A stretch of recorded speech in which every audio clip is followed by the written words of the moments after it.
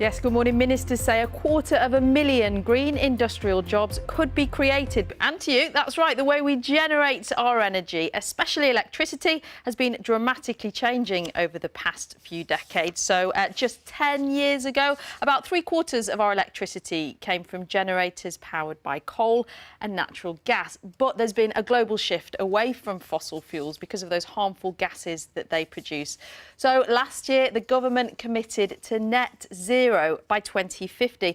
That means the amount of greenhouse gas produced must be met by the amount removed from the atmosphere.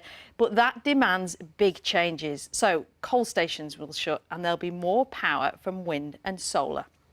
But last year, renewables provided 40% of the UK's energy mix. Now, the government says they cannot be relied upon 100%, and so they're investing in nuclear as what's called a baseload supply.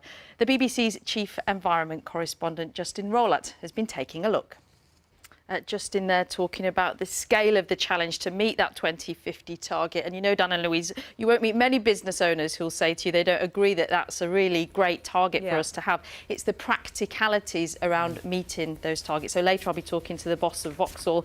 They're all about building new electric vehicles, but what they say is, are there enough charging points? Are they popular enough with the consumer? And crucially, how is consumer behaviour going to change when we think about coming out of coronavirus and also Brexit in the next few months? You're talking to me later. Thank you. Put some of those questions. Good morning. You would be forgiven for delaying thoughts about a new car for the time being, but the switch to electric will affect all motorists. Petrol and diesel are being phased out because we know how damaging they are to our health and to the environment. So last year, the government committed to reducing greenhouse gas emissions to net zero by 2050. What that means is the amount of gas produced must be met by the amount removed by the atmosphere. About a third of CO2 emissions in the UK at the moment come from transport. So to help meet that commitment, the government has already committed to banning the sale of new diesel and petrol cars. Back in February, the Prime Minister said he wanted that ban to come in 2035. We now know that that plan's been brought forward 5 years to 2035, although the sale of some hybrid cars will be allowed a little longer. Now, that 5-year acceleration is really significant. And that's because at the moment, just 7% of cars sold in the UK are battery electric. One of the main obstacles to consumers is cost. One of the UK's most popular electric cars, the Nissan Leaf, costs around £27,000 for the basic model. Compare that to a similar 5-door hatchback's running price on petrol, like the Dacia Sandero. Well, that's about £8,000, a third of the price. Yes, the running costs of electric are cheaper, but consumers also worry about charging.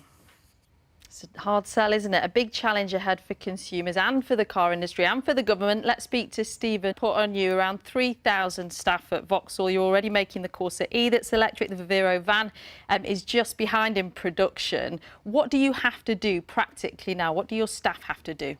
In infrastructure, the big issue at the moment, the main stumbling block, is selling it to the consumer. We just talked about the cost, so a Corsa E 20. That's interesting, isn't it? He thinks it can have this commitment. It's making sure everything around it is in place, particularly charging points and, crucially, bringing the price down so that it's more appealing to the consumer.